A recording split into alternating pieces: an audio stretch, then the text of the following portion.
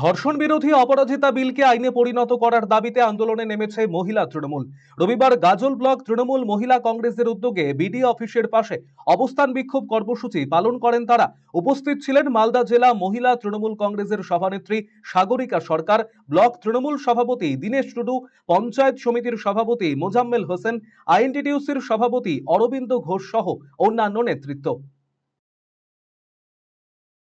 জানেন যে অপরাজিতা বিল নিয়ে গত ৩রা সেপ্টেম্বর আমাদের বিধানসভায় এই বিলটি পাশ হয়েছে, কিন্তু এখনো পর্যন্ত প্রায় ৩ মাস হতে চলল রাষ্ট্রপতি সেখানে সিগনেচার করছেন না এবং তার জন্য অপরাজিতা বিল আমাদের আইনে পরিণত হচ্ছে না। এবং আমরা চাই যে কিছুদিন আগে আপনারা আরজিকর ঘটনাও দেখেছেন, আমরা প্রথম থেকেই চাইছি যে একজন ধর্ষক তার শাস্তি ফাঁসি হওয়া উচিত। সেই জন্যই আমাদের নেত্রী মমতা বন্দ্যোপাধ্যায় আমাদের দিদি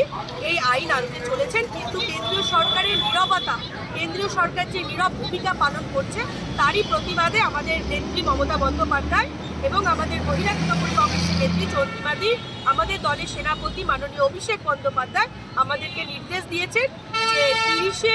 আমাদের নভেম্বর